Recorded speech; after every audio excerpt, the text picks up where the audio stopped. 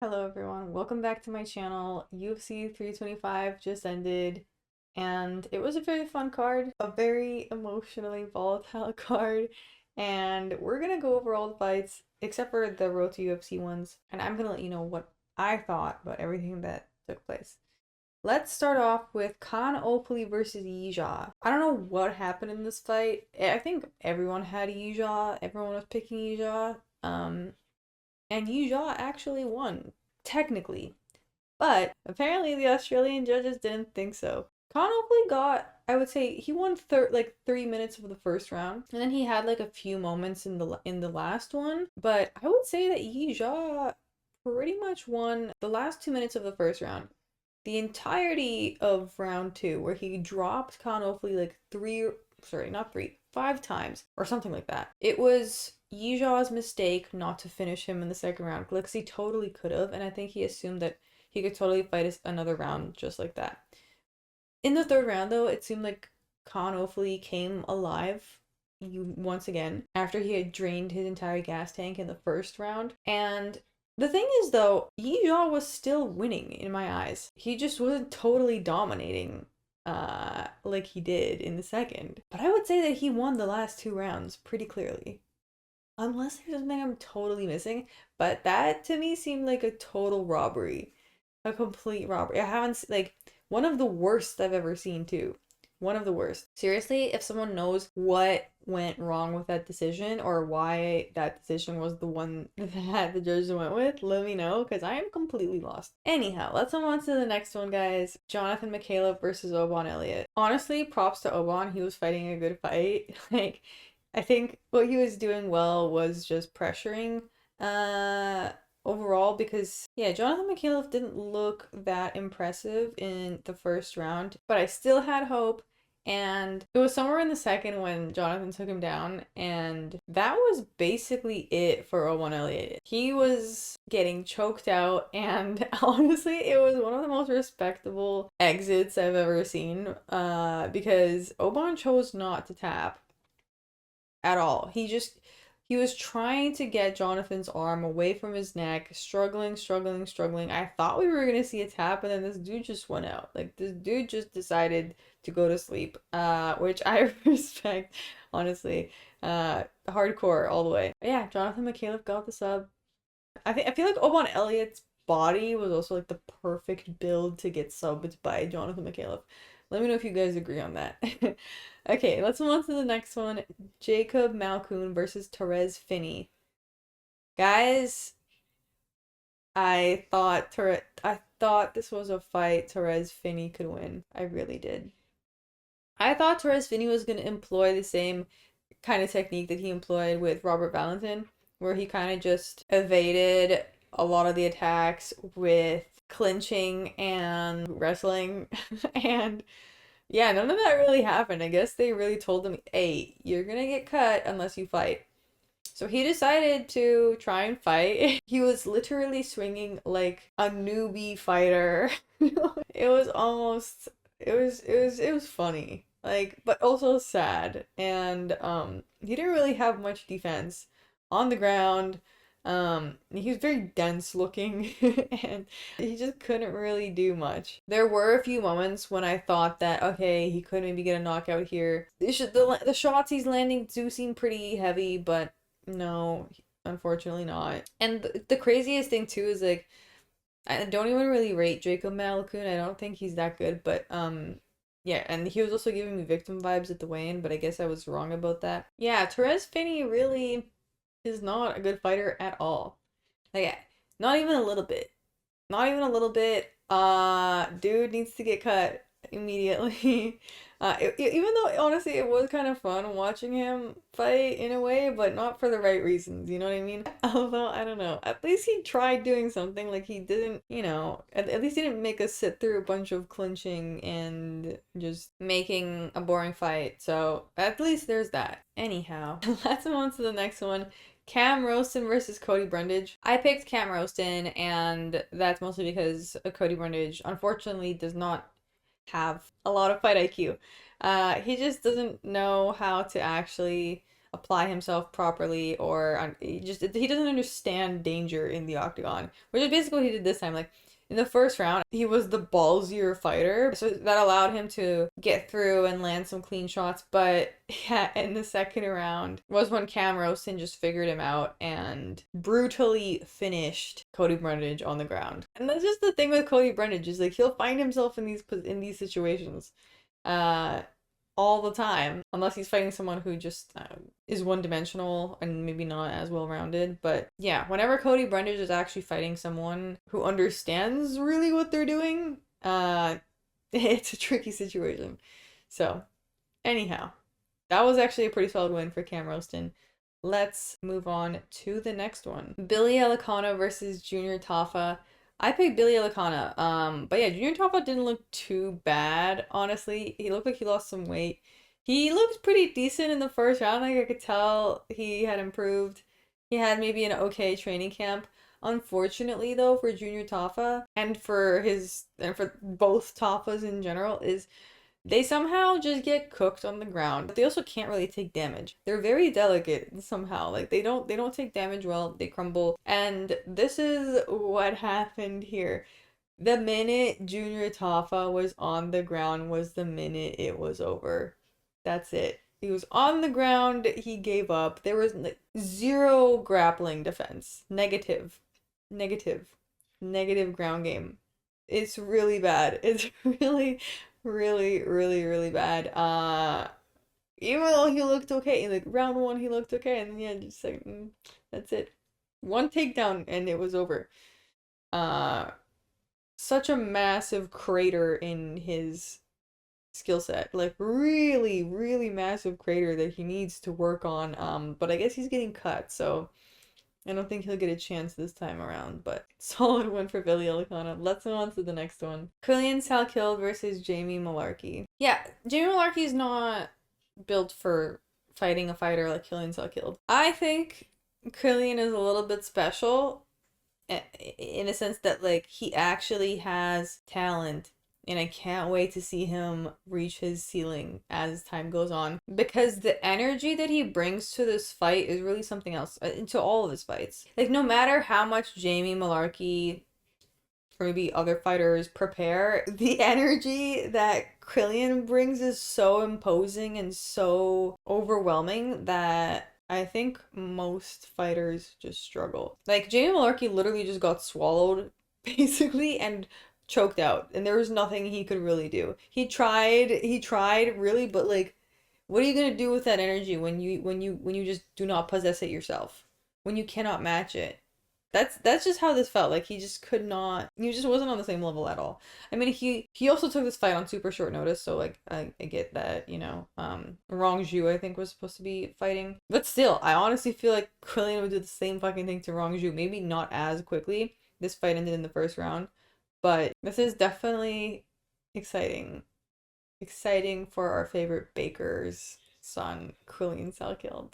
Okay, let's move on to the next one. This fight was almost personal for me. Tallison Teixeira versus Tuivasa. Now, I picked Tuivasa, guys, on the basis that he won against Derek Lewis. Well, not the only basis, but he won against Derek Lewis, and Tallison Teixeira lost really bad against Derek Lewis in the first round. Like, made bad choices, and I strongly, maybe some of you are going to tell me I'm coping, but I strongly believe that if Tallison did not take Tuivasa down in the first and second round, especially in the first round, then Tuivasa would have won, because he's clearly the better striker. I just feel like maybe Ty wasn't expecting to get taken down. Because even though Tallison was the one who took him down in the first and second round and had top position, was in the advantageous position, he still ended up gassing out more in the end. I mean, they both gassed out hella hard in the end, but Tuivasa was actually cooking in the third round, okay? He was actually cooking, landing solid combinations. He just was too fat, I guess. He didn't train enough cardio. He could not, he looked like a beached whale on the ground. I'm not gonna lie. It was a bad scene. on the ground. But also he was able to survive, which was a surprising thing. Like, there was definitely moments, especially in the first round, where I was like, oh god, there's so much time left and he's just stuck in this position. There's nothing he can do. But his defense was pretty good. It just seemed extremely exhausting. I'm just glad he didn't give up on himself. I don't think he would have allowed himself to anyways, because it was Australia that he's fighting in and he can't just do that to his homeland, you know? But yeah, if he didn't get taken down, I think my initial thought of him winning via striking would have been better, because honestly, even after that win for Tallison, I don't think he's all that. I don't think he's that skilled. I think he loses the next fight he gets. But yeah, that's how that went. I'm still mildly upset about it. I kind of wanted to see Ty pull through, but it's alright. Let's move on to the next one, guys. Rafael Fiziev versus Mauricio Ruffy. Now, I picked Luffy, okay? I picked Mauricio because I figured that Mauricio would find a way to figure him out, and then it would basically be his fight. Because that's kind of what Mauricio does well, in the sense that he is extremely, extremely technical, and he almost sacrifices his output just to, like, find this perfect, beautiful moment, you know? For, like, a perfect, beautiful head kick KO or something like this. And that's kind of what happened here, because he was losing. He was losing for a while, and the only thing he was really answering back with was these jabs every now and then. But Rafael was the one in the driver's seat the whole time. And I was honestly losing hope, because for like 2 rounds straight, it was Mauricio on the back foot, jabbing every now and then, but definitely losing. And then at some point, I mean, he did.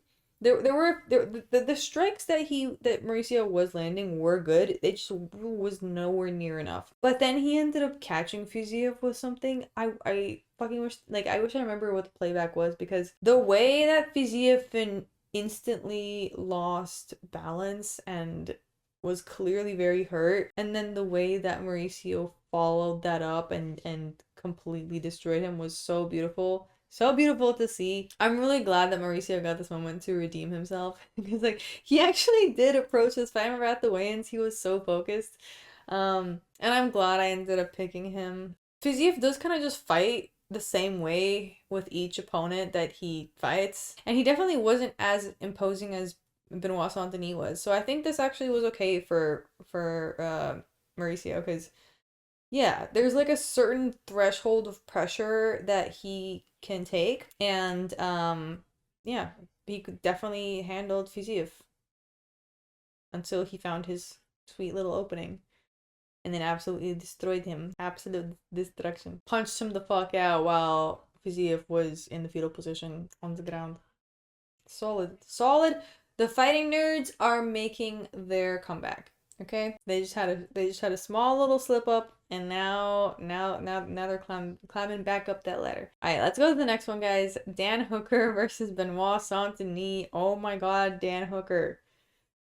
Dan Hooker, what are you doing, bro? I feel like Dan Hooker just has some of the most questionable fight IQ I've ever seen. And it's so strange, because you'll see him in these scrambles and you'll think like, oh, okay, well, you know, he's actually doing pretty good. Like he can compete at this pace and maybe win also, but he also just finds himself taking fucking damage from everybody. Like the same thing happened here that happened in the Gamrot fight, except Benoit was able to finish. This was actually a perfect prediction. Like the way I predicted this was Benoit's gonna do the same thing to him that Gamrot did, except instead of the fight going to a split decision where Hooker wins, this is gonna go to a KO that Benoit is gonna get, because he is way more intense than Gamrot and has more finishing potential. And that is exactly what happened. Gamrot got cooked again. So many elbows he ate from Benoit, and in the end he ended up getting like sliced open, and also just eating elbows, punches to the head.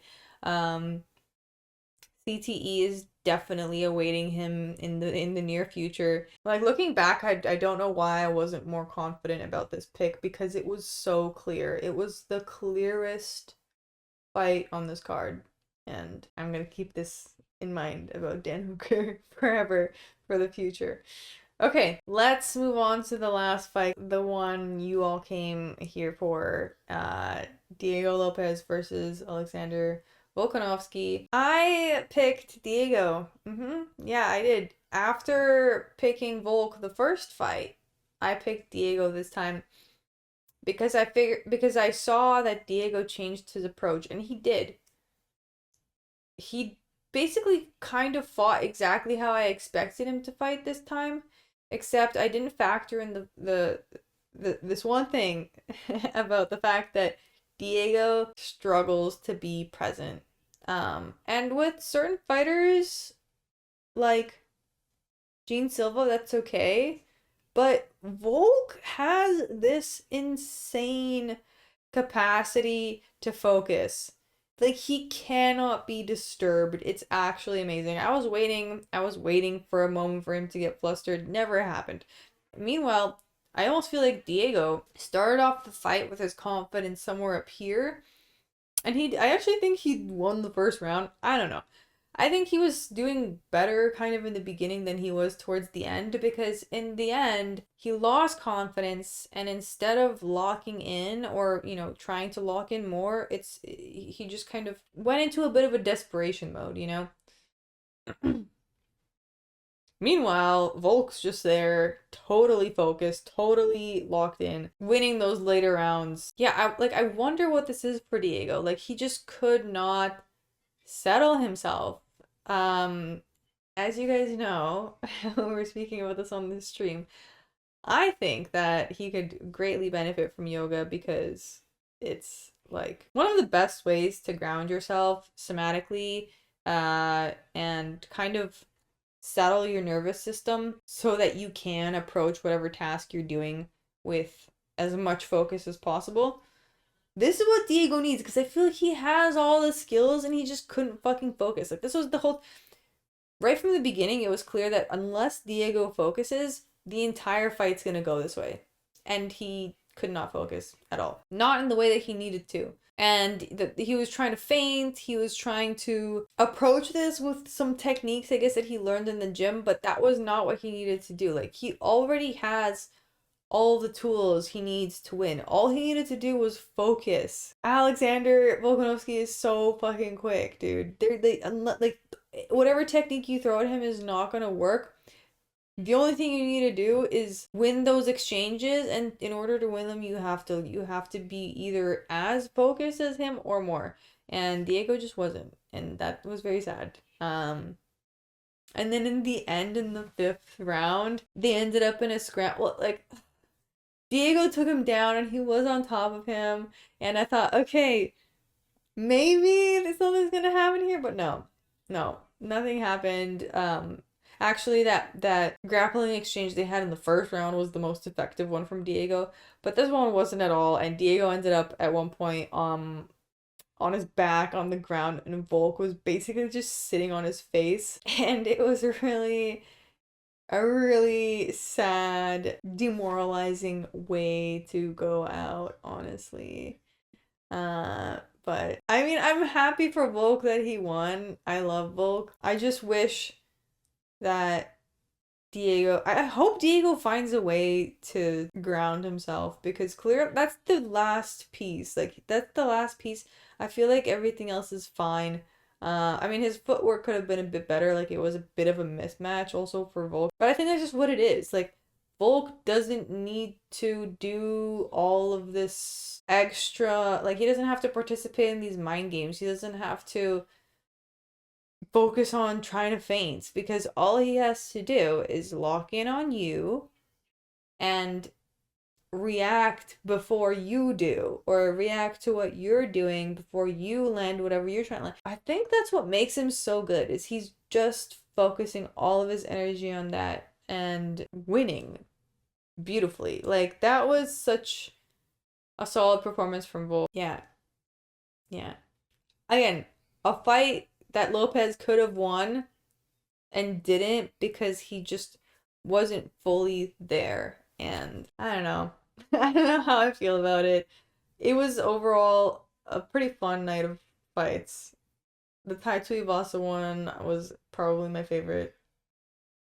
Main event was still good. People were saying that Diego almost did more in the first fight. I kind of disagree. I mean, I guess you could say that damage-wise, but I think what Diego did better in this fight was knowing how to counter. That's what he improved on. That's what I predicted him to improve on. He's just missing that one last piece, the presence. Guys, honestly, I like, some of you were asking me why I'm going to India and why I'm focusing on this whole yoga thing, and I am almost 100% convinced that the only thing stopping anybody from becoming the absolute best version of themselves is the focus, the ability to deeply focus on whatever it is you're doing in the moment. All the best fighters are able to do this. All the best anyone is able to do this, because that is the only thing that matters. If you're able to fully channel your energy 100% into what you're doing, there's no way you cannot succeed. Someone told me once when I was hopping over rocks to cross a river in the jungle that I shouldn't worry about falling, because if I'm totally focused on where my feet are and how I'm jumping onto the rocks, there's no way I'm gonna fall. The only time you fall is when you lose focus. Think about it. And it's actually true. Once I really started thinking about it that way, whenever I'm doing a task that requires precision, you cannot be thinking about anything else. And the minute that you do is the minute that you fuck up. So Lopes just wasn't able to do this, and Volk did it masterfully. So that's just how that went. If you guys think that I should teach Diego Lopes some yoga, comment it below. Or no, maybe not just Diego, but I don't know. Let me know what you guys think about that theory of mine. And overall what you thought about all of these fights tonight. As always, we're gonna end the video with the bowl.